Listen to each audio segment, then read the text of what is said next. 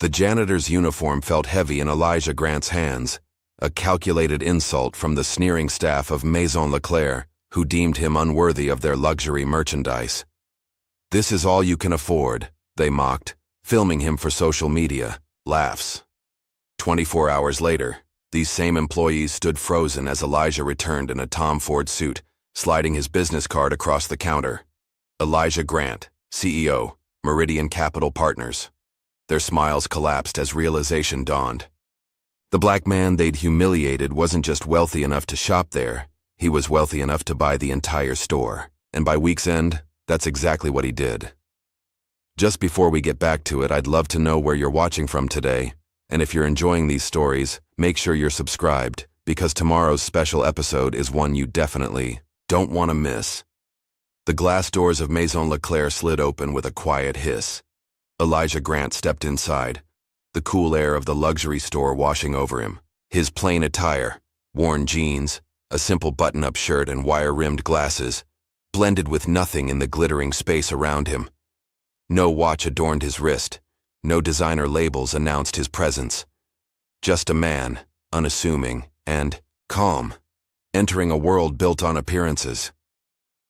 He moved slowly through the displays, fingertips occasionally brushing against fabrics worth more than what most people earned in a month. The lighting was perfect, designed to make everything shimmer just so, to transform ordinary objects into coveted treasures. Elijah observed it all with quiet attention, noticing how heads turned his way, how eyes lingered, then dismissed him. "Can I help you find anything?" The question came from a young woman behind the counter. Her name tag read Emma, and unlike the others, her smile seemed genuine. "Just browsing for now, thank you," Elijah replied, his voice warm but reserved. From across the room, Priscilla Wilson, the store manager, watched the interaction with narrow eyes. Tall, blonde, and impeccably dressed in a tailored black suit, she leaned toward her assistant manager, Kyle Thompson. "Another window shopper," she muttered, not bothering to lower her voice. "If he can't afford the clothes, maybe he can clean up after them." Kyle, young and eager to please, chuckled on cue. "Want me to keep an eye on him?" "Don't bother," Priscilla replied. "He'll realize soon enough this isn't his place." Brent Mitchell, one of the older salespeople who'd been with the store for decades, gave a condescending laugh as he arranged a display nearby. "These people never learn." Elijah pretended not to hear, though his shoulders stiffened slightly. He continued his inspection of the store, methodically taking in each section, menswear, accessories, footwear, while ignoring the stares that followed him. The backroom door swung open as Kyle entered, where several staff members were on break. The conversation died as he strutted in. "You guys should see what walked in," Kyle announced, pouring himself coffee. "Dude probably works at McDonald's thinking he can shop here." "What's he wearing?" asked one of the sales girls. "Target's finest," Kyle snorted. "Bet he doesn't even know what haute couture means." Priscilla entered, her heels clicking authoritatively on the tile floor. "He's still out there, looking at things he could never afford." "Maybe we'll give him a mop," Kyle suggested, "just in case he wants to clean up after the rich people." The room erupted in laughter, all except for Emma, who had slipped in quietly, behind Priscilla, her face flushed with discomfort. "Shouldn't we treat all customers the same?" Emma asked, her voice small but clear. The laughter stopped abruptly.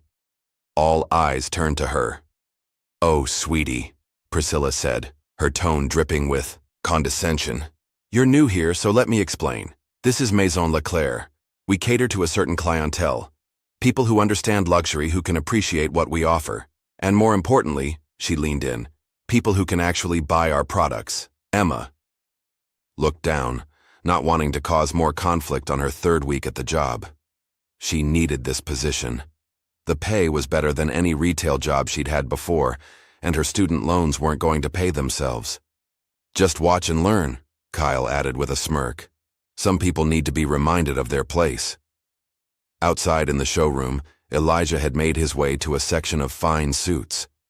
His fingers traced the lapel of a charcoal gray jacket, feeling the quality of the wool beneath his touch. Brent approached him, the smile on his face not reaching his eyes. "Finding everything all right, sir?" "Yes, thank you," Elijah replied. "This is nice craftsmanship." Brent's smile tightened. "It's our fall collection. The suit runs about 8,000. "I see." Elijah nodded, continuing to inspect the garment. "Perhaps," Brent said, reaching behind the counter, "this is more in your price range." He pulled out a neatly folded uniform, the kind worn by the store's janitorial staff. "This is probably all you can afford from here." For a moment, the store seemed to go silent. Elijah looked at the uniform, then back at Brent's smug face. Emma, who had returned to her post, watched the scene unfold with horror, her hand covering her mouth. Without a word, Elijah took the uniform, folded it carefully over his arm, and walked out of the store. His face revealed nothing, no anger, no humiliation, just a quiet dignity that somehow made the moment all the more powerful. The door closed behind him, and the staff, minus Emma, erupted in laughter. "Did you see his face?" Kyle howled. "Priceless." Priscilla agreed. "That should keep the riffraff out." Emma turned away, her stomach churning with shame. This wasn't what she had signed up for. The sun was setting when Elijah entered his hotel room at the Ritz-Carlton. He placed the janitor's uniform on the bed and removed his glasses, rubbing the bridge of his nose. The room was spacious, with floor-to-ceiling windows offering a panoramic view of the city. He walked to the window, watching as lights began to flicker on across the skyline. His reflection stared back at him, a man who had come from nothing, who had worked his way up from the very bottom, who now controlled more wealth than anyone in that store could imagine. Elijah wasn't angry. He'd faced worse prejudice in boardrooms across America. What troubled him was how casual it had been, how normalized. The store wasn't just selling luxury, it was selling exclusion. He picked up his phone and dialed a familiar number. "Chloe Roberts," answered a crisp, professional voice. "It's me," Elijah said. "How did it go?" Chloe asked, her tone softening slightly. "About as expected," Elijah replied. "The store has potential, but the culture is toxic. The manager is the worst offender, encourages the behavior in the others." "And your decision?" "We're moving forward with the acquisition," Elijah said firmly. "But we're going to need to clean house. The current staff has to go." There was a pause on the other end. "All of them?" "There's one who might be salvageable. Young woman, new hire. She seemed uncomfortable with how I was treated." "What exactly happened, Elijah?" Chloe's voice was concerned now. "They handed me a janitor's uniform," he said simply. "Told me it was all I could afford." Chloe's sharp intake of breath was audible. "Jesus, Elijah. It's not about revenge, Chloe. It's about fixing a broken system. Maison Leclerc could be something better, a luxury brand that treats everyone with dignity." "I understand. What's your next move?" "I'm going back tomorrow. Different approach this time. I want to see how they behave when they think I have money." After hanging up, Elijah sat on the edge of the bed, memories flooding back. His mother working 3 jobs to make ends meet. The sacrifices she'd made for his education. The suits he couldn't afford when he was interviewing for his first job out of business school. The time he'd been mistaken for a waiter at a finance dinner, despite wearing his best clothes. He'd built his empire on the idea that everyone deserved respect, regardless of what they wore or where they came from. Now, he had a chance to extend that philosophy to a brand that had lost its way. Meanwhile, Emma sat alone in her small apartment, staring at her laptop screen without really seeing it. The events of the day kept replaying in her mind, the quiet dignity of the customer, the cruel laughter of her colleagues. She had taken this job at Maison Leclerc because it represented everything she aspired to. Elegance, sophistication, success. Now she was questioning everything. Was this really the industry she wanted to be part of? Were these the people she wanted to become? Her phone buzzed with a text from Kyle. "Great first day in the trenches. You'll get used to dealing with the peasants. Drinks tomorrow?" Emma didn't reply. Instead, she opened her resume and stared at it, wondering if she should start looking for another job.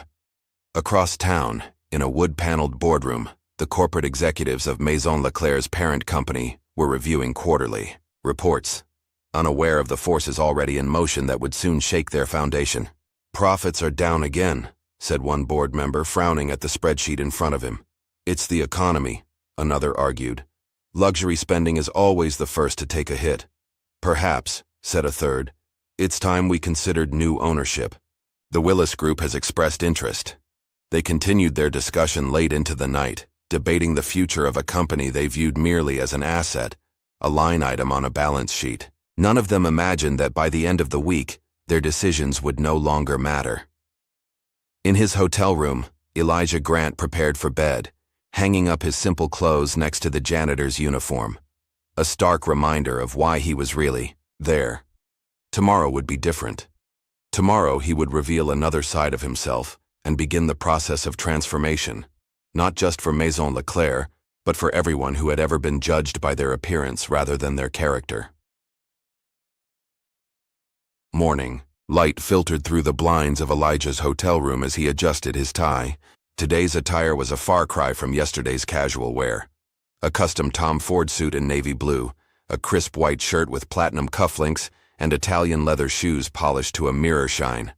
A Patek Philippe watch adorned his wrist, and his glasses had been replaced with designer frames. The reflection that stared back at him was the Elijah Grant that Forbes had featured on its cover, the CEO whose private equity firm had revitalized failing businesses across the country, not the man who had been handed a janitor's uniform. Elijah wasn't playing dress-up.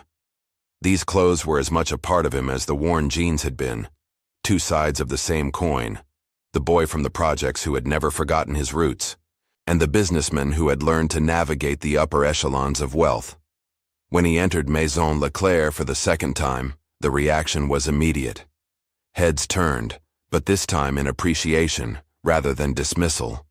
The security guard, who had watched him like a hawk yesterday, now straightened his posture and nodded respectfully. Priscilla spotted him first, her eyes widening slightly as she took in his appearance. She whispered something to Kyle, who quickly adjusted his tie and plastered on his most ingratiating smile. "Welcome to Maison Leclerc, sir," Priscilla purred, approaching Elijah with the practiced grace of someone who had spent years perfecting the art of flattery. "How may we assist you today?" Elijah regarded her coolly. "I'm interested in your fall collection. I saw some pieces yesterday that caught my eye." A flash of recognition crossed Priscilla's face, quickly replaced by professional composure. "Of course, sir. Kyle here will be happy to show you our finest selections.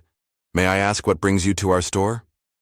"Business," Elijah replied simply. "I've been hearing things about Maison Leclerc. Thought I'd see for myself." Priscilla's smile faltered slightly. "All good things, I hope." "That remains to be seen," Elijah said, his gaze steady. "Tell me about your management philosophy. How do you approach customer service?" "At Maison Leclerc, we believe in exceptional service for exceptional clientele," Priscilla recited smoothly. "Our customers expect the very best, and we deliver nothing less." "And who qualifies as exceptional clientele?" Elijah pressed. "Why, discerning individuals like yourself, of course," Priscilla responded without missing a beat. "People who appreciate true luxury." Elijah nodded, filing away her words. "I see. And everyone receives this exceptional service?" A slight hesitation. "We treat all of our customers with respect, sir." "Interesting." Elijah turned away from her, spotting Emma at the counter. "I'd like to look around on my own for a moment." "Of course," Priscilla said, clearly reluctant to let such a promising customer out of her sight. "Kyle will be nearby if you need anything." Elijah made his way to Emma's counter, noting how she avoided making eye contact with him. "Hello again," he said quietly. Emma looked up, her expression a mixture of recognition and embarrassment. "Hello. Sir, can I help you with something?" "I hope so," Elijah replied. "You seem to understand something your colleagues don't." "What's that?" Emma asked, her voice barely above a whisper. "That the clothes don't make the man," Elijah said. "Your professionalism yesterday was noted. It stands in stark contrast to the rest of the staff. Emma's cheeks flushed. "Thank you, but I didn't do anything special." "Basic decency often feels that way," Elijah observed. "It shouldn't be special, but sometimes it is." From across the store, Priscilla and Kyle watched, the interaction with growing unease. "Something's off about him," Priscilla muttered. "He seems familiar." "Maybe he's someone important?" Kyle suggested. "If he was, we would know," Priscilla dismissed. "Probably just some mid-level executive trying to play in the big leagues." Brent joined them. His eyes narrowed as he observed Elijah. "What's a joke like him doing back here? Acting like he belongs in that suit." "Keep your voice down," Priscilla hissed. "He could be a big sale." "Or a big waste of time," Brent countered. "I've been in this business for 30 years. I can spot a fake when I see one." Elijah, seemingly absorbed in examining a display of watches, was actually listening intently to their hushed conversation. He deliberately dropped a small leather accessory on the floor, then looked expectantly at Kyle, who was now approaching. "Excuse me," Elijah said. "Would you mind?" Kyle glanced at the fallen item, then back at Elijah, his smile never wavering. "Our cleaning staff will take care of that, sir. Now, about those watches you were admiring." Elijah stood still, his expression unreadable. "I see." Emma, having witnessed the exchange, quickly came over and picked up the item herself. "Here you go, sir," she said, handing it to Elijah with a genuine smile. "Thank you, Emma," Elijah replied, making a point of reading her name tag. "Your assistance is appreciated." When Emma returned to her station, Kyle cornered her in the stockroom. "What was that about?" he demanded. "What?" Emma asked, genuinely confused. "Making me look bad in front of a customer," Kyle snapped. "We don't pick up after them. That's what we have staff for." "It was just a small thing," Emma defended. "It took 2 seconds." "That's not the point," Kyle said. "Know your place, Emma. You're new here. Don't try to change how things work." 3. Kyle left. Emma leaned against the wall, a familiar weight of doubt settling on her shoulders. She had taken this job to be part of something prestigious, something special. Instead, she found herself in an environment that seemed designed to crush the very values her parents had instilled in her. Meanwhile, Elijah continued his methodical inspection of the store, occasionally engaging with other staff members, asking subtle questions that revealed their attitudes and approaches to customer service. Most failed his implicit tests, prioritizing appearance over substance, assumptions over genuine engagement. In the employee break room, Priscilla was venting to a small group of staff. "I'm sick of dealing with the riffraff," she complained. "This is a luxury store, not a community center. People like that man yesterday shouldn't even be allowed through the door." "Did you see the video I posted?" Kyle asked, pulling out his phone. "It's getting tons of likes." He showed them a short clip he'd secretly recorded of Elijah being handed the janitor's uniform, with the caption, "This is all he could afford from here." The comments section was filled with laughing emojis and cruel jokes. "Take that down," Emma said suddenly, surprising even herself with her boldness. The room fell silent. "Excuse me?" Priscilla said, her voice dangerously soft. "That's not right." Emma continued, her heart racing but her resolve firm. "He was a customer. We shouldn't be mocking people online." "Oh, please," Kyle scoffed. "It was funny. Everyone thinks so." "What if he sees it?" Emma pressed. "What if he reports it to corporate?" "And who's going to care?" Priscilla countered. "Corporate only cares about numbers, and trust me, that man's opinion doesn't count in anyone's books."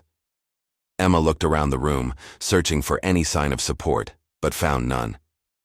"I just think it could come back to haunt us, that's all." "You're being naive," Priscilla said dismissively. "This is how the real world works, Emma. The sooner you learn that, the better off you'll be." The conversation moved on, but Emma remained troubled. She excused herself and returned to the sales floor, where she found Elijah examining a display of leather goods. "Finding everything okay?" she asked, her professional demeanor back in place. "Yes, thank you," Elijah replied. Then, lowering his voice, he added, "It must be difficult working in this environment." Emma hesitated, unsure how to respond. It's challenging sometimes. I imagine it is, Elijah said, especially for someone who seems to value integrity. Before Emma could respond, Priscilla appeared beside them, her smile fixed in place. Sir, if you're interested in our leather collection, we just received some exclusive pieces that aren't on display yet. Perhaps you'd like to see them. Thank you, but I think I've seen enough for today, Elijah replied. He handed Emma his business card. If you have any questions about career opportunities, feel free to reach out. Emma glanced at the card, her eyes widening slightly as she read the name. Elijah Grant, CEO, Meridian Capital Partners. Priscilla, reading over Emma's shoulder, visibly paled. Mr. Grant, she stammered. I had no idea. Few people do when they first meet me, Elijah said calmly. That's often quite revealing. As he walked out of the store, leaving a stunned silence in his wake, Elijah pulled out his phone and called Chloe. We're ready for the next phase, he said as soon as she answered. Start the acquisition process. Already on it, Chloe replied. What about the staff? Elijah paused, looking back at the storefront. Through the glass, he could see Priscilla gesturing frantically to the others, no doubt explaining who had just walked out their door. Most of them are beyond redemption, he said finally. But there's one who might be worth salvaging. We'll see. Inside the store, Emma stared at the business card in her hand, a mixture of emotions swirling within her. Fear, confusion, and underneath it all, a small flicker of hope that perhaps change was finally coming to Maison Leclerc. What none of them realized was that Elijah Grant wasn't just planning to buy their store. He was preparing to transform the very foundation on which it stood. And in the process, he would test not just their professional conduct, but the very essence of who they were as people. The morning after his second visit to Maison Leclerc, Elijah sat in a private conference room at his hotel, surrounded by stacks of financial reports, employee records, and customer surveys. Sunlight streamed through the windows, illuminating the documents spread across the polished oak table. Chloe Roberts sat across from him, her dark hair pulled back in a neat bun, her attention fixed on her tablet as she swiped through digital files. The numbers don't lie, Elijah, she said, looking up at him. Maison Leclerc has been hemorrhaging money for the past 3 years. Customer retention is abysmal, and their online reviews? She grimaced. Let's just say people don't forget being treated poorly. Elijah nodded, studying a graph that showed steady decline. What about staffing issues? High turnover among lower-level employees. The only constants are Priscilla Wilson, who's been manager for 8 years, Kyle Thompson, her right hand for 3 years, and Brent Mitchell, who's been there for nearly 2 decades. Chloe slid a folder toward him. And I found something interesting about Ms. Wilson. Elijah opened the folder to find meticulously organized financial records. She's been skimming. Systematically, Chloe confirmed. Small amounts from the register, falsified returns, phantom discounts that go into her pocket. Nothing large enough to trigger automatic alerts, but over time, she let the implication hang in the air. How much? Elijah asked, his expression darkening. By my calculation, around $87,000 over the past 3 years. Elijah closed the folder, his jaw tightening. And Kyle? Chloe pulled up another document, on her tablet. He's been manipulating the commission structure, taking credit for sales he didn't make, particularly from newer employees who don't understand the system yet. She hesitated. There's also the matter of his social media activity. She showed Elijah the video Kyle had posted of their first encounter. It had thousands of views and hundreds of comments, most laughing at Elijah's expense. The caption read, "Another day, another dreamer thinking he belongs here, know your place." Charming, Elijah said, his voice calm despite the fire in his eyes. And Brent? That's where it gets truly disturbing, Chloe said, her professional demeanor slipping to reveal genuine disgust. We received an anonymous tip after news of the potential acquisition leaked. Several former employees came forward with stories about Brent's behavior, particularly toward Black and Hispanic customers. She handed Elijah a thick folder containing complaint forms, witness statements, and internal emails that had been buried by management. As he read through them, his expression remained neutral, but his hands gripped the papers more tightly. Racial profiling, following customers around the store, forgetting to process returns for certain demographics, Chloe summarized. And Priscilla covered for him every time. The formal complaints never made it to corporate. Elijah closed the folder, took a deep breath, and stood up. He walked to the window, gazing out at the city below. "I grew up watching my mother being followed around stores like this," he said quietly, being asked if she could actually afford the things she was looking at, even when she saved for months to buy something special. "I know," Chloe said softly. She had known Elijah for 15 years, had seen his rise from promising business, school graduate to visionary CEO. She understood the personal significance of this acquisition. "What about the new employee? Emma?" "Emma Parker," Chloe reported. 24, graduated from state with a degree in fashion merchandising. Started at Maison Leclerc 3 weeks ago. No red flags, good references from previous retail jobs. Seems to be the only one who's shown any discomfort with the store's culture. Elijah nodded. "I want to give her a chance. Everyone deserves at least that." He returned to the table and pulled over another folder, this one containing photos and reports from other Maison Leclerc locations. "The flagship store is the problem," he observed. "The others don't have the same toxic culture. They're underperforming, but for different reasons. Poor inventory management, outdated marketing strategies, lack of online presence." "Fixable problems," Chloe agreed. "All of this is fixable," Elijah said firmly, "but not with the current leadership in place." Their meeting was interrupted by a knock at the door. Justin Adams, Elijah's head of security and investigations, entered with a fresh stack of documents. "You're going to want to see this," he said, handing Elijah a USB drive. "We found surveillance footage from the store over the past 6 months. It's illuminating." Elijah plugged the drive into his laptop, and the three of them watched in silence as the footage played. The video showed multiple instances of discriminatory treatment. Priscilla directing employees to follow certain customers, Kyle mockingly imitating customers behind their backs, Brent showing visible disdain when helping people who didn't fit the store's preferred clientele. "Enough," Elijah said after several minutes. "I've seen what I need to see." He closed the laptop and turned to his team. "Tomorrow I'm going to visit their other locations incognito. I want to compare the customer experience firsthand."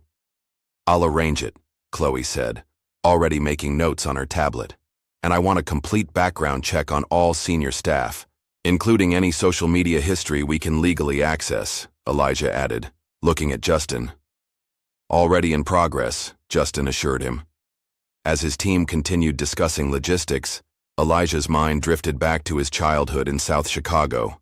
He could still see his mother's face, exhausted from working multiple jobs, but determined to give him every opportunity. He remembered how she would dress in her Sunday best just to go shopping, hoping it would shield her from the suspicious glances and condescending treatment.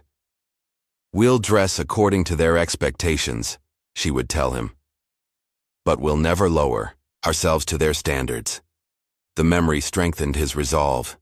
This wasn't just about business anymore. It was about changing a system that had been broken for far too long. The next morning, Elijah visited 3 different Maison Leclerc locations wearing jeans and a simple sweater. The contrast was striking.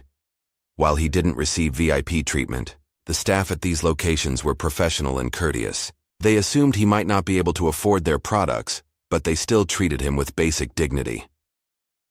When he returned to his hotel, he found Emma Parker's personnel file waiting for him. As he read through it, a plan began to form in his mind. She wasn't just a potential ally, she could be a key part of the store's transformation. "She has potential," he told Chloe during their evening briefing. "But she needs to find her voice. Right now, she's too afraid to stand up for what she believes in." "Are you going to give her that chance?" Chloe asked. "I'm going to give her the opportunity," Elijah corrected. "What she does with it will be entirely up to her." Meanwhile, at Maison Leclerc, Emma was having the worst day of her short career. After Elijah's visit the previous day, Priscilla had Been on a rampage, demanding perfection from everyone and taking her anxiety out on the staff. Do you have any idea who that was? She had hissed at them during an emergency meeting. Elijah Grant. His firm manages billions in assets. He could buy this entire building without blinking. How was I supposed to know? Kyle had protested, looking pale. He dressed like a nobody the first time. That's the point, you idiot, Priscilla snapped. Rich people test stores all the time. It's a thing they do.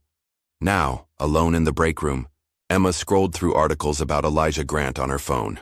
Forbes had called him the quiet revolutionary of retail, noting his track record of acquiring struggling luxury brands and transforming them into ethical powerhouses.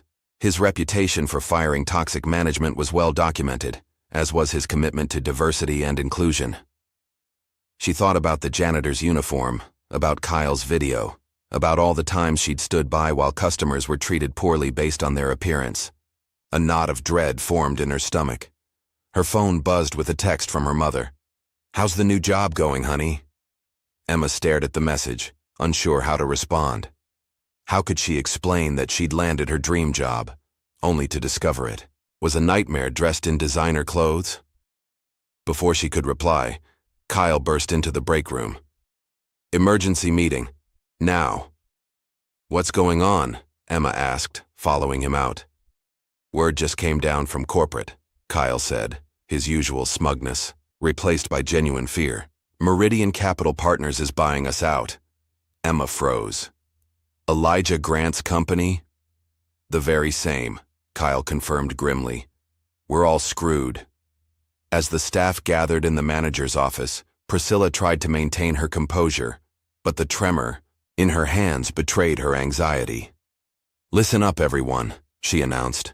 "Yes, there's a potential acquisition in the works, but this changes nothing about how we operate.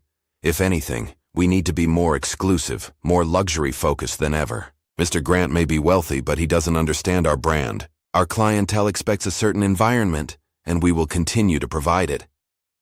Emma watched as her colleagues nodded in agreement, apparently missing the irony of dismissing a billionaire as not understanding luxury.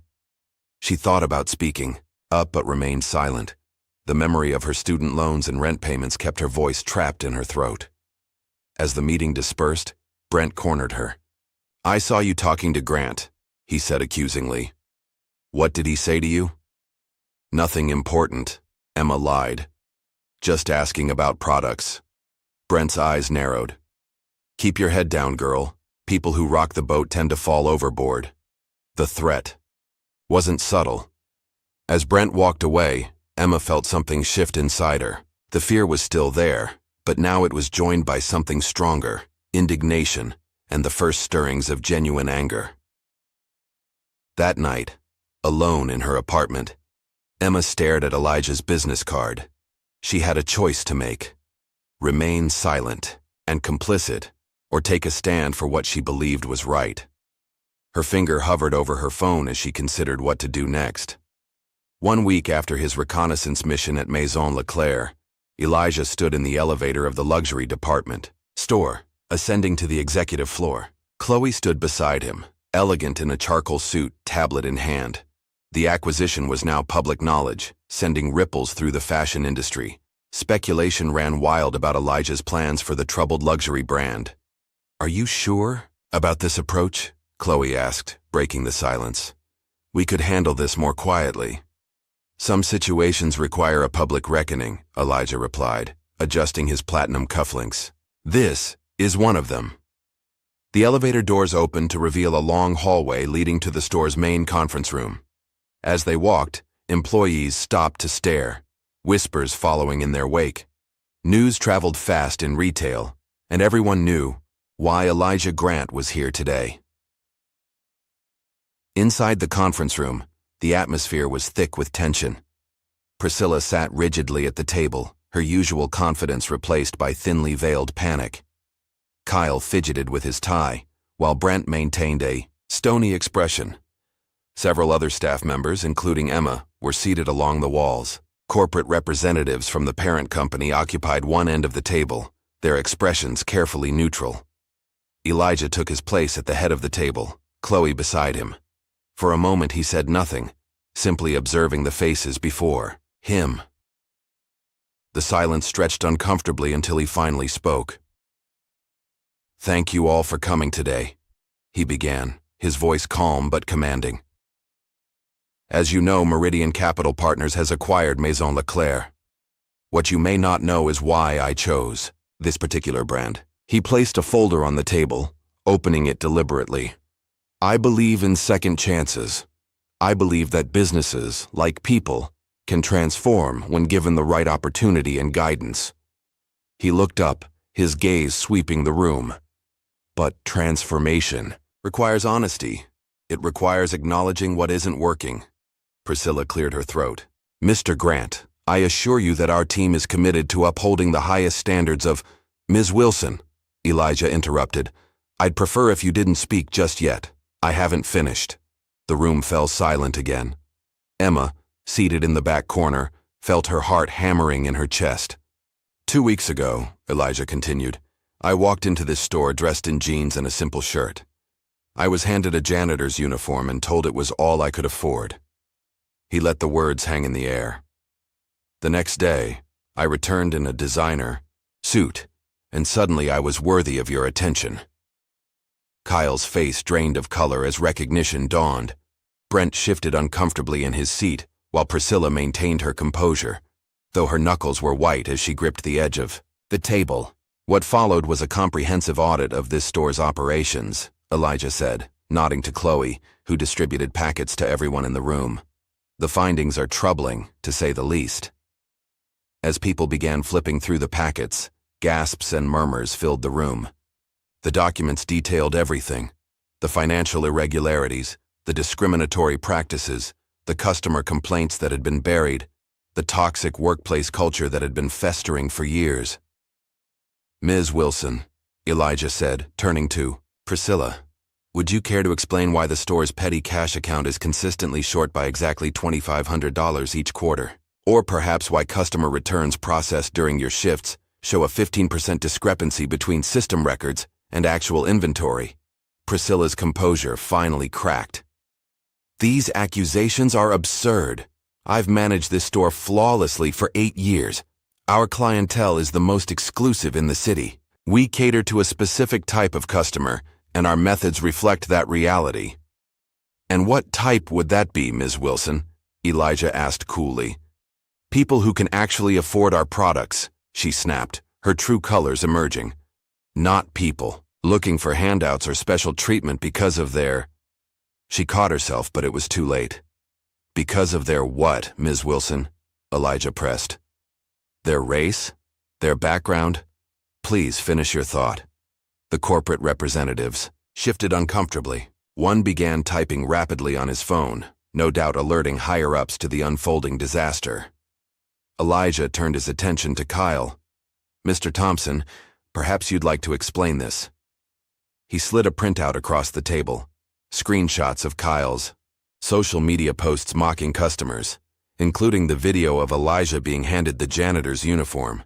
"Is this how Maison Leclerc trains its staff to treat potential customers?" Kyle swallowed hard. "It was just a joke," he mumbled. "Everyone does it." "Not everyone," Elijah corrected, his gaze shifting momentarily to Emma. "And it's not funny. It's unprofessional, discriminatory, and frankly bad business." Next, he addressed Brent. "Mr. Mitchell, your file is particularly concerning." He pulled out another folder, this one thicker than the others. 27 complaints of racial profiling in the past 5 years, all mysteriously resolved without any record reaching corporate offices. Brent's face flushed with anger. "You can't prove anything," he said defensively. "Those people were just looking for special treatment. I've been in this business for 30 years. I know a real customer when I see one." "And how exactly do you determine who's a real customer, Mr. Mitchell?" Elijah asked, his voice dangerously soft. The room fell silent as everyone waited for Brent's response.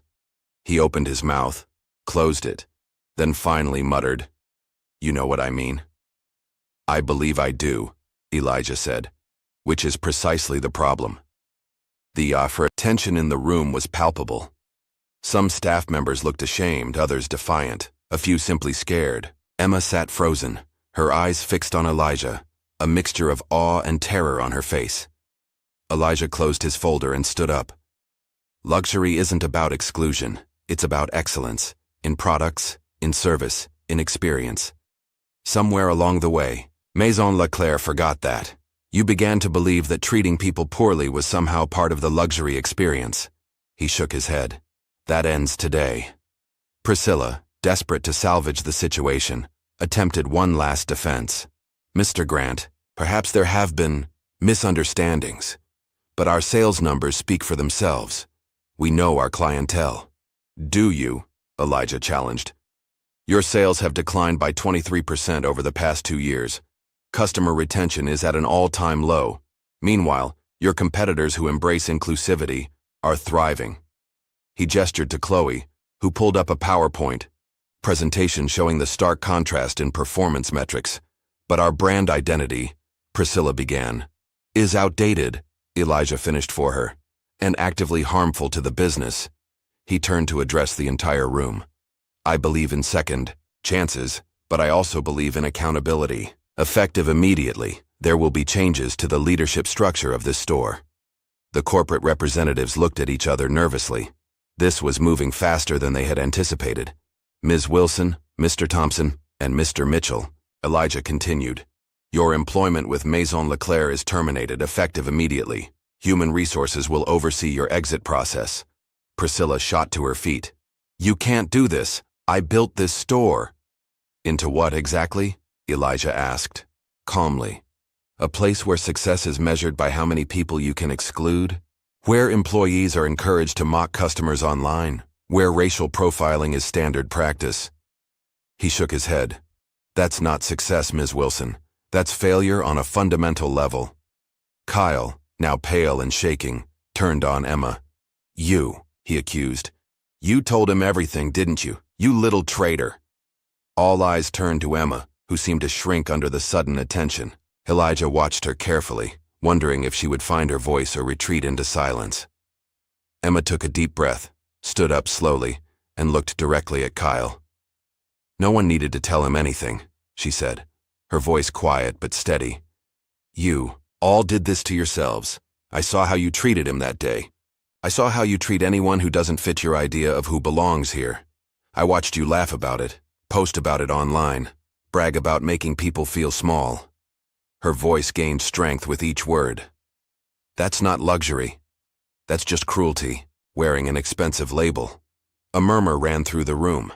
Several junior staff members nodded in agreement, while others looked uncomfortable, caught between old loyalties and the undeniable truth of Emma's words. Priscilla's face contorted with rage. You ungrateful little... She stepped toward Emma, but Elijah's voice cut through the tension. That's enough, Ms. Wilson. His tone left no room for argument. Security will escort you, Mr. Thompson and Mr. Mitchell, from the building. Your, personal belongings will be sent to you after they've been reviewed for any company property. At his nod, security personnel who had been waiting discreetly outside entered the room. The reality of the situation finally seemed to dawn on Priscilla, whose anger gave way to shock. You're making a huge mistake, she said, grabbing her designer handbag. This store will fail without us. Actually, Elijah replied, I believe it will finally have the chance to succeed. As the three were escorted out, the remaining staff sat in stunned silence. The corporate representatives huddled together, whispering urgently about damage control and press statements. Elijah turned to address the remaining employees. To the rest of you, I offer a choice. Maison Leclerc is going to change, fundamentally and permanently. Those who share our vision for a luxury brand built on excellence, respect, and inclusivity are welcome to stay. Those who don't should tender their resignations by the end of the week. He looked directly at Emma. Those who have demonstrated integrity, even when it was difficult, will find opportunities for growth in the new Maison Leclerc. Emma felt tears pricking at her eyes as the weight of the moment hit her. She had stood up finally and been heard. Elijah concluded the meeting, and the room gradually emptied until only he, Chloe, and Emma remained. Ms. Parker, Elijah said, approaching her. Thank you for your honesty today. I should have spoken up sooner, Emma admitted, her voice thick with emotion. I knew what they were doing was wrong, but I was afraid of losing my job. Fear is a powerful motivator, Elijah acknowledged. But so is courage. You found yours. When it mattered. What happens now? Emma asked, glancing around the empty conference room. Now, Elijah said with a small smile, we rebuild. And I could use someone who understands both the old Maison Leclerc and the vision for the new one. Someone who knows the difference between luxury and exclusivity. Emma's phone buzzed in her pocket. A text from her parents asking how her day was going. For the first time in weeks, she knew exactly how to answer. Outside the store, news of the dramatic shakeup was already spreading throughout the fashion industry. Social media was ablaze with speculation and rumors. Former customers who had been mistreated began sharing their stories online, creating a chorus of voices that had long gone unheard. Priscilla, Kyle, and Brent stood on the sidewalk, watching. As their access badges were deactivated, the doors to their former kingdom now firmly closed to them. The empire they had built on exclusion and arrogance was crumbling before their eyes. Inside, Elijah Grant prepared for Phase 2 of his plan. The complete transformation of Maison Leclerc from a symbol of exclusivity to a beacon of ethical luxury. The road ahead would be challenging, but as he looked at the determined face of Emma Parker and the capable presence of Chloe Roberts, he knew he had the right team to make it happen. The tipping point had been reached. There was no going back now, only forward, toward a future where luxury and humanity could coexist, where excellence didn't require exclusion, and where a janitor's uniform would never again be used as a weapon of humiliation. 3 days after the explosive confrontation at Maison Leclerc, Priscilla Wilson sat in her lavish apartment, surrounded by designer furniture that suddenly felt hollow. Her phone, once constantly buzzing with messages from industry contacts, had gone eerily silent. She refreshed her email for the 100th time. No responses to the feelers she'd put out for new positions at other luxury retailers. The morning news played in the background, the anchor's voice cutting through her thoughts. Fashion industry continues to reel from the shakeup at Maison Leclerc, where CEO Elijah Grant has terminated the store's top management following allegations of discrimination and financial impropriety. Industry insiders are calling it a watershed moment for luxury retail. Priscilla jabbed the remote, silencing the television. She poured herself another glass of wine, not caring that it was barely past noon. How had everything fallen apart so quickly? Just a week ago, she had been untouchable, the queen of her domain. Her phone finally chimed, a text from Kyle. Did you see the news? Grant's putting out a press release today. We need to get ahead of this. Across town, in a significantly more modest apartment, Emma Parker was having a very different morning. She stood in front of her closet, deliberating over her outfit with newfound purpose. Today wasn't just another workday. It was her first day as the interim floor manager of Maison Leclerc. The offer had come from Elijah himself, in a quiet moment after the dust of the confrontation had settled. You have integrity, he had told her. That's rarer than any fabric or gemstone we sell. Emma had protested. She was too inexperienced, too new. But Elijah had been firm. Sometimes fresh eyes are exactly what we need. As she selected a simple but elegant black dress, one she had saved for months to purchase, her phone buzzed with a text from her mother. So proud of you, sweetheart. You stood up for what's right. Emma smiled, the knot of anxiety in her stomach loosening slightly. She still couldn't quite believe how drastically her life had changed in just a few days. The fear was still there, but now it was mixed with something else: excitement, possibility, pride. When she arrived at the store, it felt like entering a different world. The physical space was the same, the gleaming displays, the carefully arranged merchandise, but the atmosphere had shifted. The remaining staff moved with a mixture of uncertainty and hope, watching Emma with curious eyes as she made her way to the manager's office, Priscilla's former domain. Chloe Roberts was waiting for her, sleek and professional in a tailored suit. Ready for your first day? She asked, offering Emma a warm smile. Honestly, I'm terrified, Emma admitted. Good, Chloe replied. That means you care. Together, they entered the office where Elijah was already waiting, reviewing documents at Priscilla's former desk.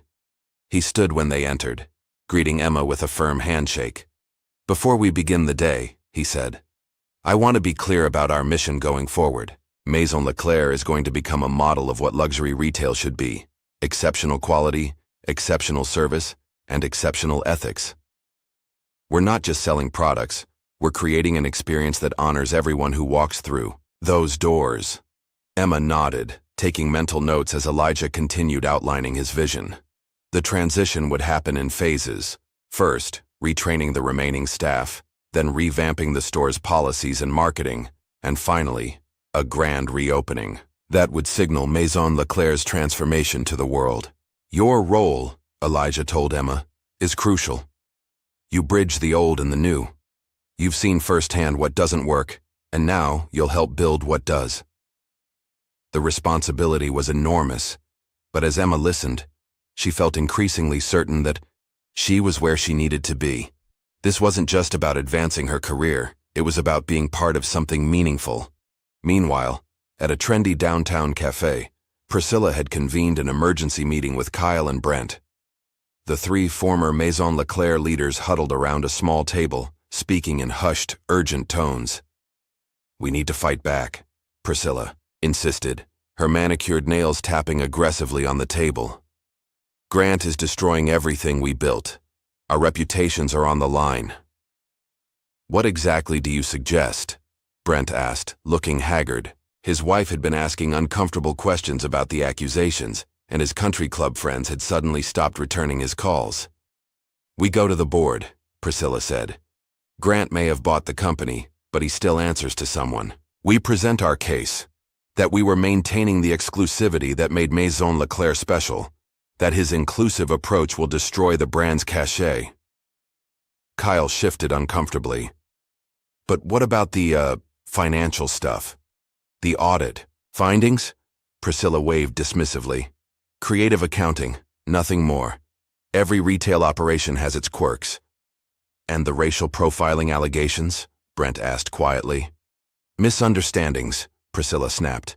Customers looking for special treatment. The board will understand. They're business people, not social justice warriors. But even as she spoke, Priscilla could see the doubt in their eyes. The confidence that had once bound them together was fracturing under the weight of exposure. Back at Maison Leclerc, Emma's first day as interim manager was in full swing. Elijah had arranged for a staff meeting where he personally addressed everyone, explaining the changes ahead and offering honest answers to their questions and concerns. Will we be fired too?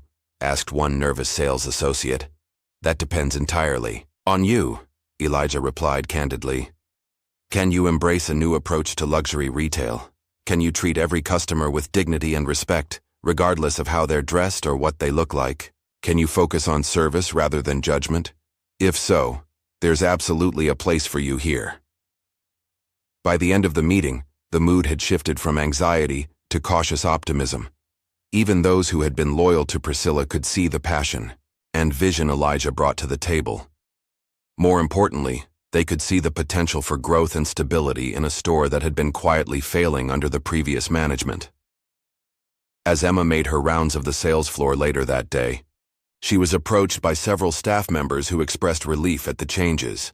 Priscilla made us feel like we always had to be looking down on someone, one confided. It was exhausting. The day wasn't without challenges. Some customers, accustomed to the exclusive atmosphere Priscilla had cultivated, were visibly disturbed by the more welcoming approach. A few made cutting remarks about lowering standards. Emma handled each situation with grace, explaining the store's new philosophy while assuring them that the quality of merchandise and service would only improve. By closing time, Emma was exhausted, but exhilarated. As she locked up the store, she caught her reflection in the glass door. She looked different somehow, more confident, more purposeful. Her phone buzzed with a text from Elijah. How was day one? She smiled as she typed her reply. Challenging, exciting, meaningful. Think we're onto something special. 1 week later, Priscilla's attempt to sway the corporate board had failed spectacularly. Not only had they refused to meet with her, but the company's legal team had sent a cease and desist letter, warning her that any further attempts to interfere with Maison Leclerc's operations would result in legal action. Desperate, she had reached out to her network of fashion industry contacts, hoping to rally support against Elijah's vision. But the response had been tepid at best. Some ignored her messages entirely. Others replied with non-committal platitudes. A few, those who had themselves faced discrimination at Maison Leclerc, responded with thinly veiled satisfaction at her downfall. The final blow came when Women's Wear Daily published a feature on Elijah Grant's acquisition and vision for Maison Leclerc, praising his innovative approach as the future of luxury retail. The article mentioned Priscilla only in passing, as an example of outdated leadership that confused exclusion with exclusivity. Sitting alone in her apartment, Priscilla finally faced the truth. Her empire had fallen, and there would be no glorious comeback. The fashion world was moving on without her. In a last desperate attempt to salvage something, she drafted an email to Elijah, offering to return to Maison Leclerc as a consultant to ensure a smooth transition. She spent hours crafting the icy message, striking a tone that she hoped would sound conciliatory without being pathetic. Elijah's response was swift and brief. "Thank you for your offer, Ms. Wilson, but we are moving in a different direction.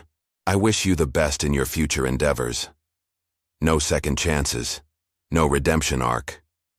Just the cold reality that some bridges once burned cannot be rebuilt." While Priscilla's star was falling, Emma's was rising. Under Elijah and Chloe's guidance, she was blossoming as a leader, bringing fresh ideas and perspective to Maison Leclerc's transformation. Her genuine approach to customer service became the model for the store's new training program. 2 weeks after the shakeup, Maison Leclerc closed for renovations, not just of the physical space, but of its entire identity. When it reopened, a month later, the difference was striking. The grand reopening was a carefully orchestrated event that signaled the store's rebirth. The guest list included a diverse array of fashion influencers, industry leaders, and loyal customers. The merchandise had been thoughtfully curated to maintain the quality Maison Leclerc was known for, while expanding to include designers from varied backgrounds. Most importantly, the staff, a mix of retained employees and new hires, had been extensively retrained in Elijah's vision of luxury service.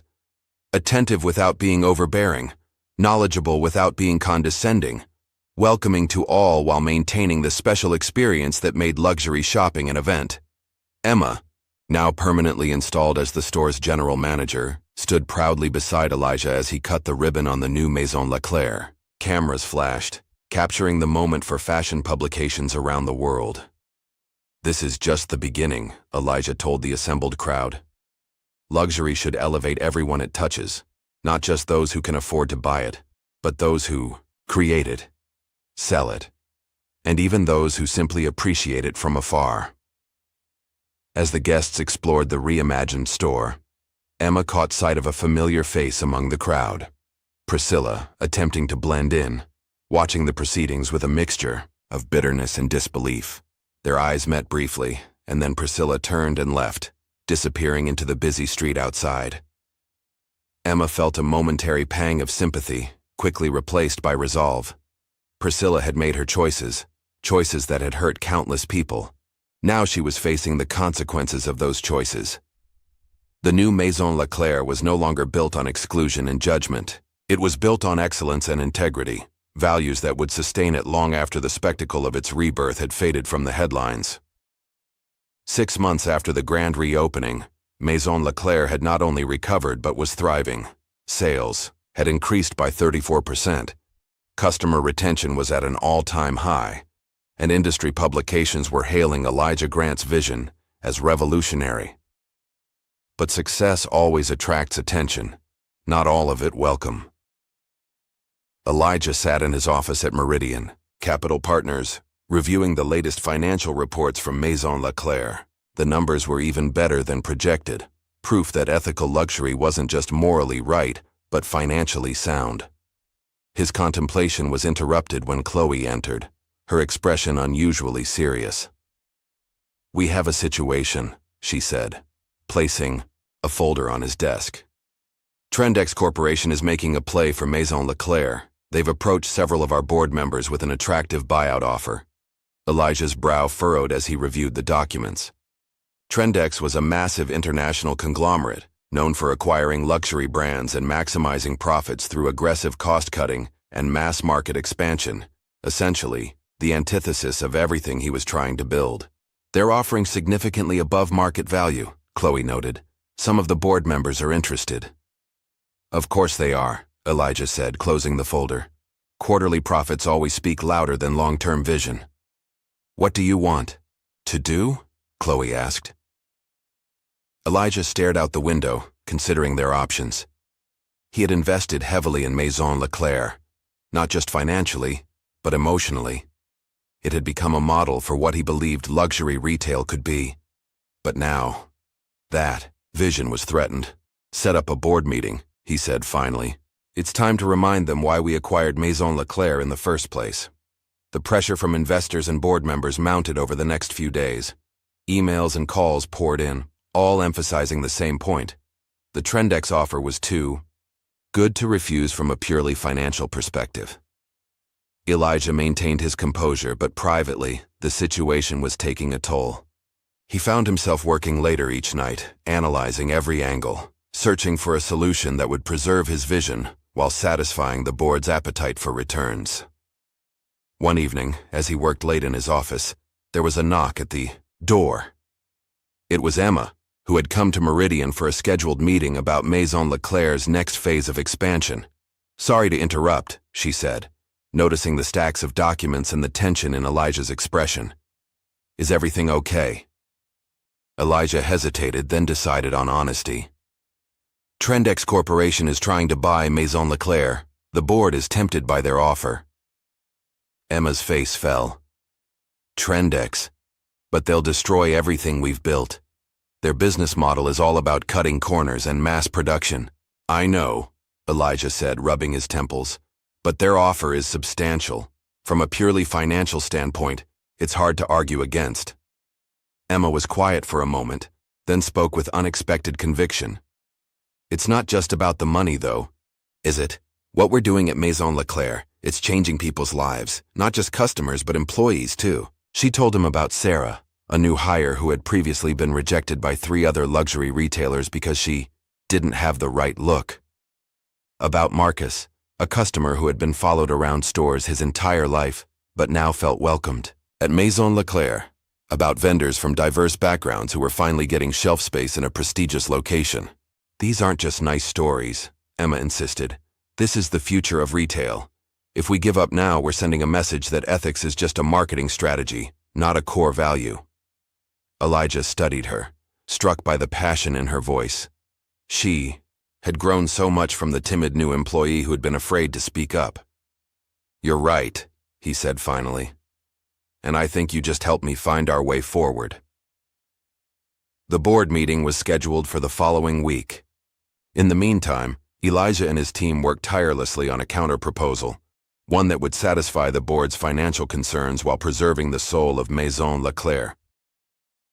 Across town, in a sleek corporate office, another meeting was taking place. Chloe Roberts sat across from Jonathan Pierce, the CEO of Trendex Corporation, her expression giving away nothing of her inner thoughts. I appreciate you meeting with me, Ms. Roberts, Pierce said, leaning back in his custom leather chair. I think we both know Elijah is fighting a losing battle. The board sees the value in our offer. Mr. Grant is quite committed to his vision, Chloe replied diplomatically. Vision doesn't pay dividends, Pierce countered.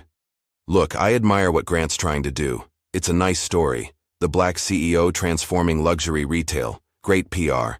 But at the end of the day, business is business. He slid a folder across the desk. We are prepared to create a position for you in the new structure, Senior VP of Brand Strategy. Better compensation, more resources, bigger playing field. Chloe glanced at the offer, her face impassive. That's very generous. Just think about it, Pierce said smoothly. Grant's a visionary, but his approach is limited. Trendex can take Maison Leclerc global in ways he can't even imagine. And what happens to his ethical standards? The inclusive hiring practices? The vendor diversity program? Pierce smiled thinly. We'll keep whatever elements make financial sense. The rest, well, luxury has operated on exclusivity for centuries. One store in one city isn't going to change that. Chloe thanked him for the offer, promising to consider it, and left the meeting with the folder tucked into her briefcase.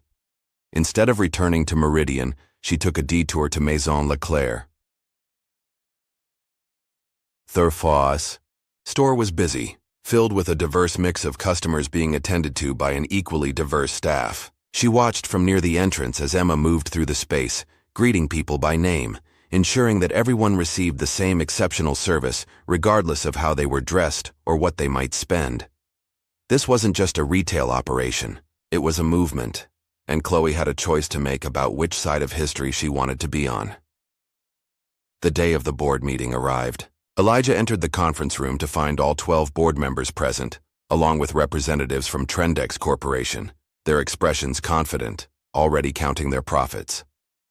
Elijah began his presentation calmly, acknowledging the financial attractiveness of the Trendex offer before pivoting to what would be lost if they accepted it. He shared data showing the long-term growth potential of their ethical approach, the positive press coverage, the customer loyalty metrics that were off the charts. What we're building isn't just a store, he told them. It's a new paradigm for luxury retail, one that will outlast trends and economic fluctuations because it's built on timeless values: quality, integrity, respect. The board members listened politely, but Elijah could see skepticism in their eyes. They were business people, focused on quarterly returns and share prices. His vision, however compelling, wasn't speaking to their primary concerns. It was time for his secret weapon.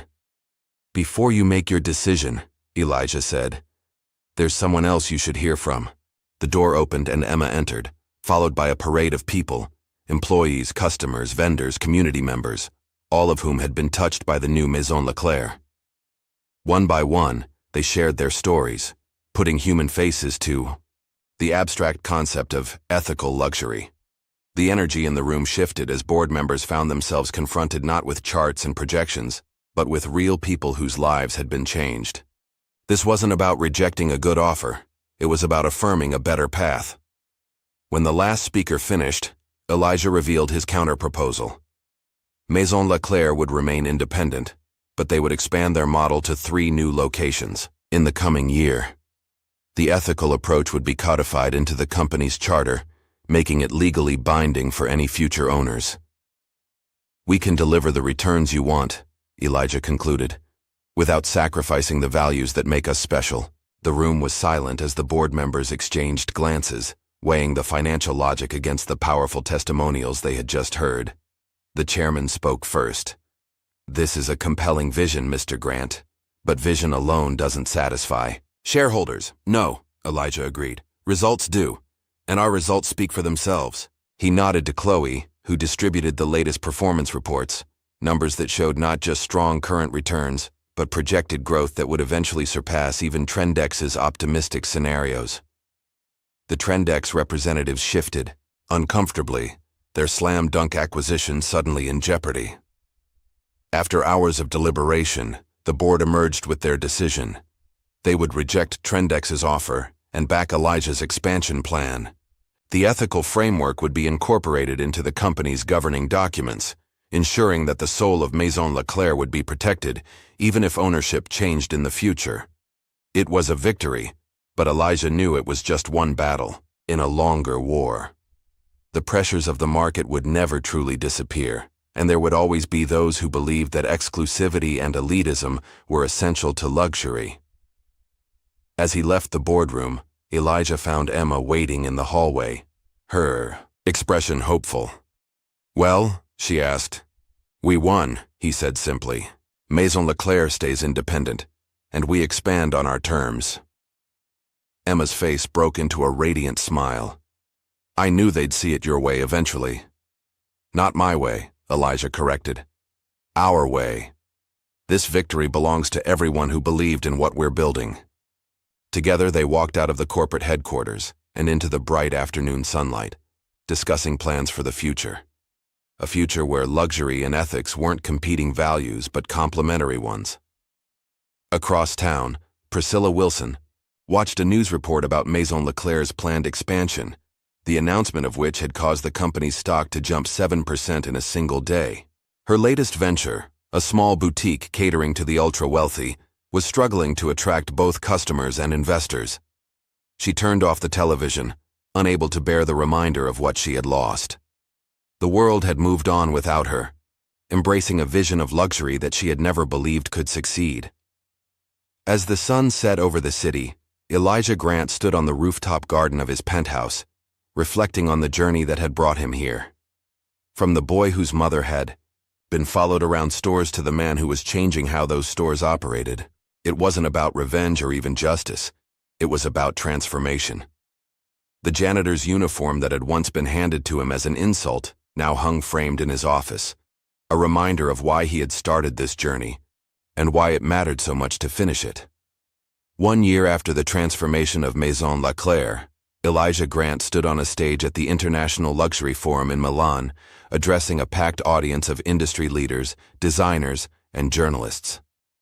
The spotlight illuminated his confident stance as he delivered the keynote speech that would cement his reputation as more than just a successful businessman, but a visionary who was reshaping an entire industry.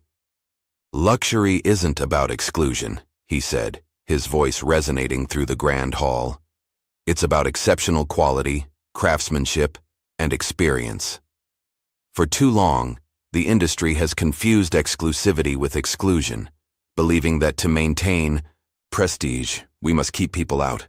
But true luxury invites people in. It elevates, it inspires, it transforms." The audience listened with rapt attention as Elijah shared metrics proving that Maison Leclerc's ethical approach hadn't just been morally right, it had been remarkably profitable. Sales were up 62% year over year. Customer retention had doubled. Employee satisfaction scores were at industry-leading levels.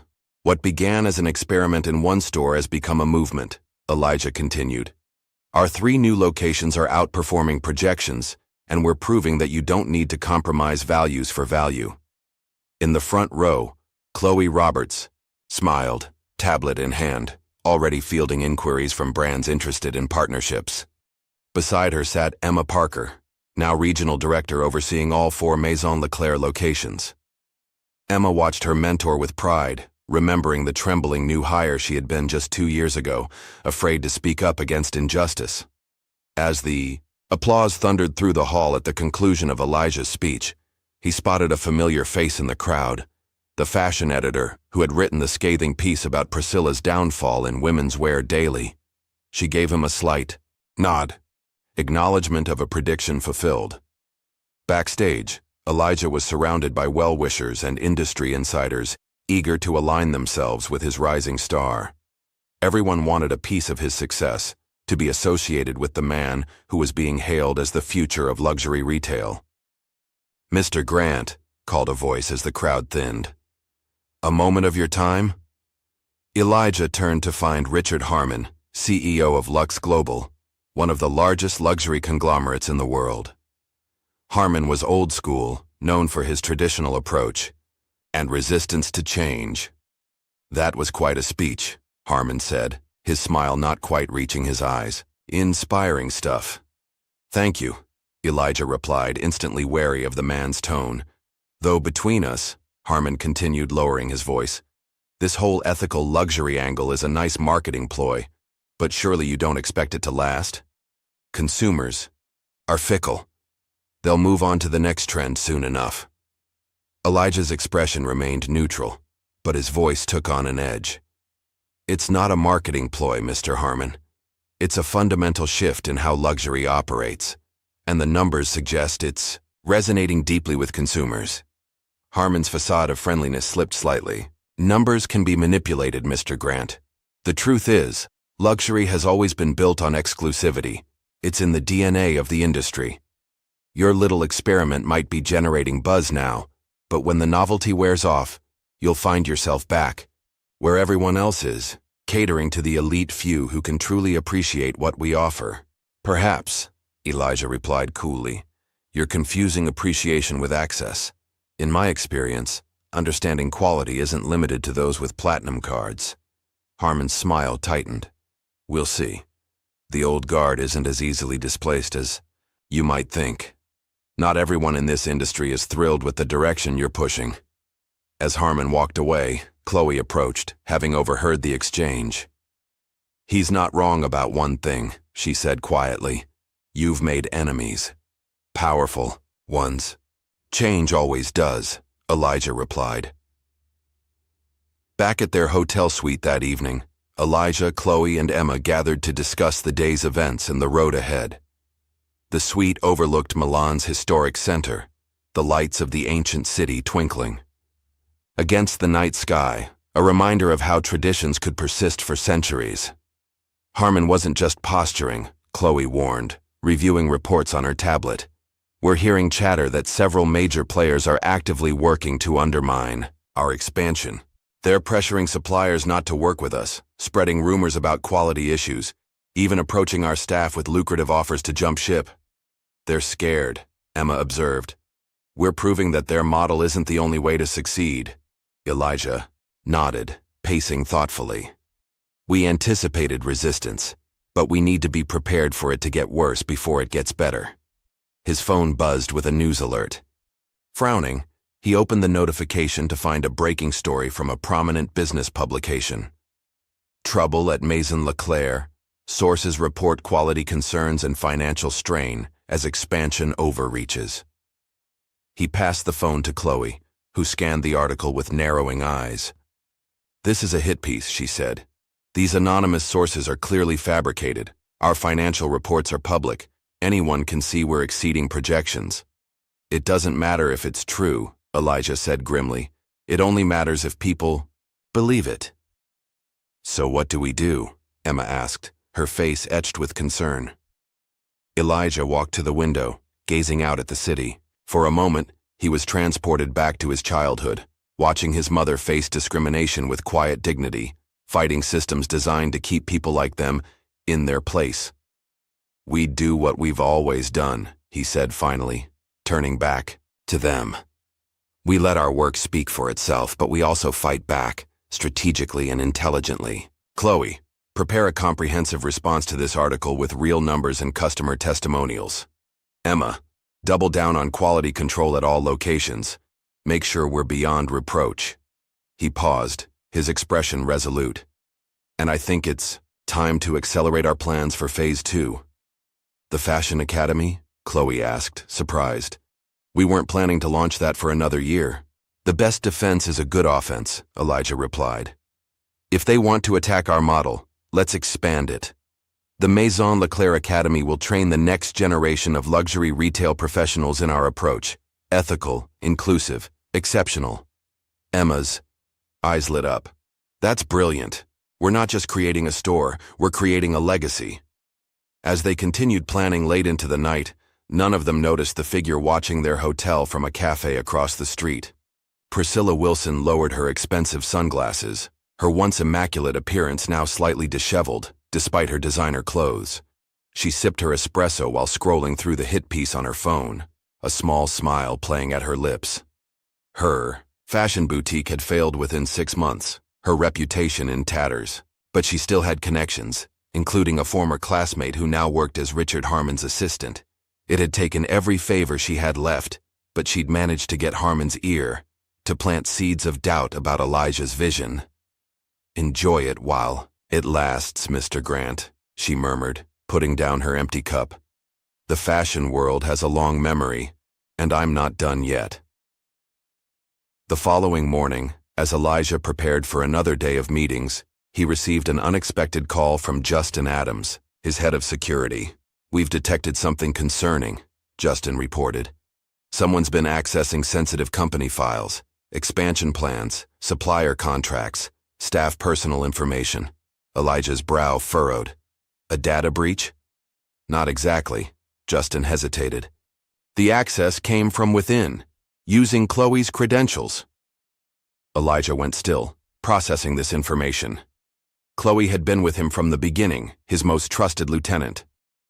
The thought that she might be working against him was almost inconceivable. And yet, He remembered the offer Trendex had made her. The board meeting where she had seemed unusually quiet. The fact that she had been meeting privately with industry. Contacts, meetings that didn't appear on her official calendar. Keep monitoring, he instructed Justin. But keep this between us for now. Throughout the day's meetings, Elijah maintained his professional demeanor, but he watched Chloe with new eyes, noting her interactions with competitors, the way she guarded her phone, how she stepped out for important calls that lasted longer than usual.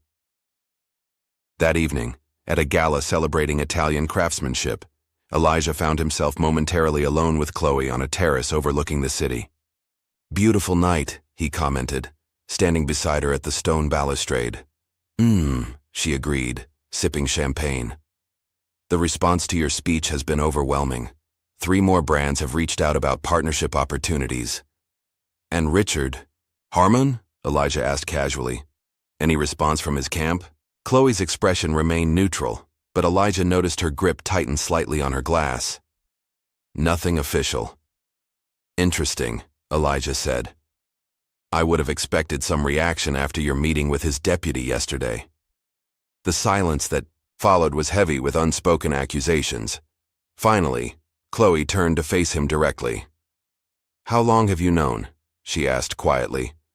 "About your secret meetings? Or about you accessing files you had no reason to view?" Elijah's voice was calm, betraying none of the hurt and disappointment he felt. Chloe didn't deny it. "It's not what you think, Elijah." "Then what is it?" he challenged. "Because from where I'm standing, it looks like betrayal." She took a deep breath. "I've been gathering intelligence. Harmon and his allies are planning something big, a coordinated effort to discredit Maison Leclerc, to paint your vision as a failed experiment. They've even brought Priscilla Wilson into their fold as a consultant, using her knowledge of the store's operations." Elijah's expression hardened at the mention of Priscilla. "And you didn't think to tell me this because I needed to know how deep it went," Chloe explained. "If I told you, you might have reacted too quickly, tipped our hand before we understood the full scope of their plan. So you went undercover? Let them think you were willing to switch sides?" Chloe nodded. "It was the only way to gain their trust, to learn what they're planning." Elijah studied her face, searching for signs of deception. "And what exactly are they planning?" "A coordinated campaign, media hits, supplier disruption, poaching key staff. But the centerpiece is scheduled for next week's Luxury Innovation Summit in New York. Harmon plans to present a case study of Maison Leclerc as a cautionary tale of prioritizing social agendas over sound business practices. He's manipulated data to make it look like our success is smoke and mirrors." Elijah absorbed this information, his mind already racing ahead to potential countermoves.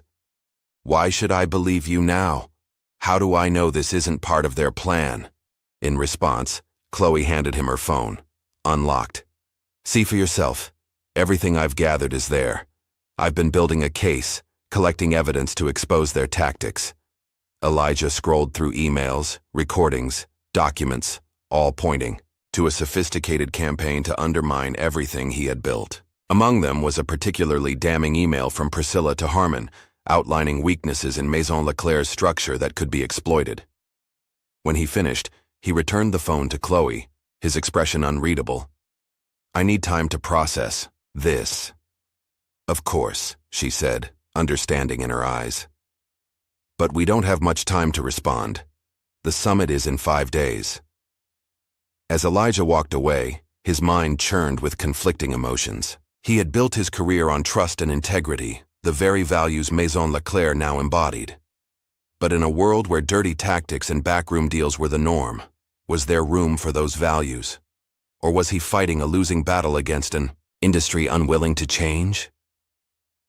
4 days before the Luxury Innovation Summit, Elijah sat alone in his Milan hotel suite, the evidence Chloe had gathered spread before him. After hours of verification, he had confirmed its authenticity. Chloe had, indeed, been working to protect Maison Leclerc, not betray it. But the challenge ahead remained daunting. Richard Harmon and his allies had crafted a narrative that, while false, was persuasive. They had resources, connections, and the weight of tradition behind them. A knock at the door interrupted his thoughts. It was Emma, concern etched on her face. "Chloe told me what's happening," she said as he let her in. "What's our plan?" "I'm working on it," Elijah replied, gesturing to the documents. "But I'm starting to wonder if we're fighting against the inevitable. Maybe this industry is too entrenched in its old ways." Emma looked surprised. "That doesn't sound like the Elijah Grant I know." "The Elijah Grant you know has never faced this level of coordinated opposition," he said wearily. "They're not just attacking our business model. They're attacking the very idea that luxury can be ethical and inclusive." Emma was quiet for a moment, then walked to the window. "Do you remember what you said to me on my first day as manager? That Maison Leclerc wasn't just about selling products. It was about creating an experience that honors everyone who walks through the doors." She turned back to him. "That vision changed my life. It changed the lives of our staff, our customers, even our suppliers. Are we really going to let a bunch of old men in boardrooms take that away?" Elijah studied her, seeing not just the fashionable, confident executive she had become, but traces of the young woman who had once been too afraid to speak up against injustice. Her growth was perhaps the most tangible evidence of what his vision could accomplish. "No," he said finally, resolve hardening in his voice. "We're not."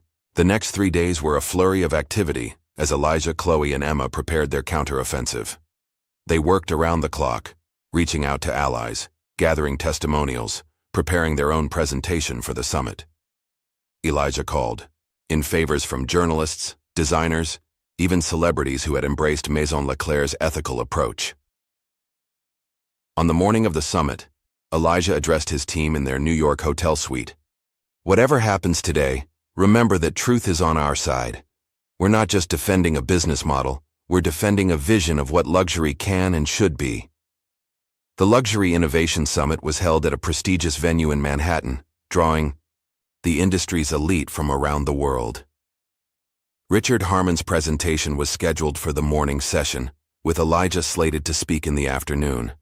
As they took their seats in the auditorium, Elijah spotted Priscilla in the audience, sitting close to Harmon, a victorious smile playing at her lips. She thought she was witnessing his downfall, the vindication of her approach. Harmon took the stage to polite applause, his silver hair and bespoke suit projecting an image of distinguished authority. His presentation was masterfully crafted. Slides, showing manipulated data that suggested Maison Leclerc's ethical approach was unsustainable. Quotes from industry experts, predicting its imminent failure. While Mr. Grant's experiment has generated considerable PR, Harmon concluded, the numbers tell the true story.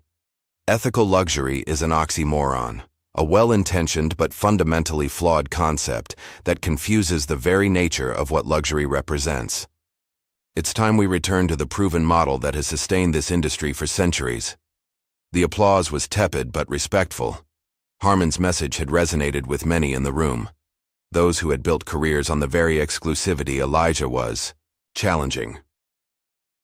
During the lunch break, Elijah was approached by several attendees who expressed sympathy, even suggesting he adjust his approach before it was too late. Others avoided him entirely, not wanting to be associated with what they perceived as a failing venture. But Elijah remained calm, knowing that the afternoon would bring their opportunity. When it was finally his turn to speak, Elijah took the stage with quiet confidence. Instead of immediately addressing Harmon's claims, he began with a story. "When I was 8 years old," he said, "my mother saved for months to buy a special dress for my aunt's wedding. When she went to a high-end store to make the purchase, she was followed, questioned, and made to feel that she didn't belong there. Despite having the money, despite being a legitimate customer, she was judged based solely on her appearance." The audience shifted uncomfortably. That experience taught me something profound about the power of retail spaces. They can elevate or diminish, include or exclude, honor or humiliate. Years later, I walked into Maison Leclerc and was handed a janitor's uniform because, dressed simply, I couldn't possibly afford the clothes they sold. A murmur ran through the crowd. "I didn't acquire Maison Leclerc out of revenge," Elijah continued. I did it because I saw an opportunity to reshape what luxury means, to prove that excellence and ethics are not competing values but complementary ones. With that introduction, he launched into his presentation, not defensive justifications but hard data showing Maison Leclerc's sustained growth, customer testimonials spanning all demographics, and designer partnerships that had flourished. Under the new model, Mr. Harmon suggests that ethical luxury is unsustainable, Elijah said, directly addressing his opponent's claims. But I would argue that it's the old model that's becoming unsustainable. Today's consumers don't just want beautiful products. They want beautiful values behind those products. He then invited Emma to join him on stage. She shared her personal journey from new hire to regional director, emphasizing how the ethical approach had transformed not just the business, but the people within it. Next came a video compilation of testimonials from customers, employees, and partners, all speaking to the impact of Maison Leclerc's vision. The diversity of voices was striking, from celebrities to everyday people, all united in their appreciation for a luxury experience that valued them as humans, not just as wallets. For his conclusion, Elijah revealed their biggest announcement. Yet, Maison Leclerc would be taking their company public with an innovative structure that enshrined their ethical commitments in the corporate charter, making them legally binding for any future leadership. This isn't just about one company or one vision, Elijah declared. This is about creating a pathway for others to follow. By going public with these values locked in, we're inviting everyone, investors, customers, employees, to be part of a movement that's redefining luxury for a new era. The applause began slowly, then built to a thunderous ovation. Even those who had been skeptical couldn't deny the power of the vision Elijah had presented. Not just words, but results. Not just promises, but proof. As he left the stage, Elijah caught Priscilla's eye. Her expression had shifted from smug anticipation to stunned disbelief. Beside her, Harmon sat rigidly, his jaw clenched in frustration. In the days that followed, the industry buzzed with news of Maison Leclerc's public offering. The initial response exceeded all expectations, with investors eager to be part of what financial analysts were calling the future of luxury retail. The stock opened 30% above the estimated range and continued to climb. 1 month later, Elijah stood on the balcony of his New York penthouse, watching the sun set over the city. Chloe joined him, handing him a glass of champagne. "To making history," she toasted. "The fastest-growing luxury IPO in a decade." Elijah clinked his glass against hers. "To the team that made it possible." "Have you seen this?" Chloe asked, showing him her tablet. On the screen was a news article announcing Richard Harmon's early retirement from Lux Global, with unnamed sources citing strategic differences with the board as the reason for his departure. "The old guard is changing," she observed. "Slowly, but surely." "And Priscilla?" Elijah asked. "Last I heard, she was trying to pitch a reality show about her fashion comeback," Chloe replied with a wry smile. "No takers so far." Their conversation was interrupted by the arrival of Emma, who burst onto the balcony with uncharacteristic excitement. "You won't believe this," she said breathlessly. "I just got off the phone with Vogue. They want to do a feature on the Maison Leclerc Academy. They're calling it The New Face of Luxury Education." Elijah smiled, genuinely pleased. The academy had been Emma's project from conception to execution, and its success was a testament to her growth as a leader. "That's fantastic," he said. "You've earned it." As they celebrated this latest victory, Elijah's phone buzzed with a text. It was from his mother. "So proud of you, son. You didn't just change a store. You're changing an industry." Later that evening, after Chloe and Emma had left, Elijah returned, to the balcony alone. The city lights twinkled below, each one representing a life, a story, a possibility. He thought about the janitor's uniform, now framed in his office, a reminder of where this journey had begun. What had started as one man's response to an act of discrimination had evolved into something much larger, a movement that was reshaping, not just luxury retail, but the very notion of what success could look like in business. It wasn't just about selling clothes or accessories, It was about creating spaces where everyone could experience the dignity of being valued, where excellence didn't require exclusion, where profit and purpose could coexist harmoniously. As he looked out over the vast cityscape, Elijah felt a profound sense of peace. The road had been difficult, the challenges formidable. But standing here now, with Maison Leclerc thriving and expanding, with lives being changed through their approach, he knew it had all been worth it. This wasn't the end of the story, it was just the beginning of a new chapter for Maison Leclerc, for luxury retail, and for an industry learning sometimes reluctantly that true luxury wasn't about keeping people out. It was about welcoming them in, with dignity, respect, and a genuine appreciation for the humanity they brought with them, regardless of what they wore or where they came from. That was Elijah Grant's legacy, and it was just getting started. What would you do if you had the power to transform an industry that once rejected you? Could you use that power for change rather than revenge? If this story moved you, please like, share, and subscribe for more. Tales of courage that remind us how a single moment of disrespect can spark a revolution of dignity.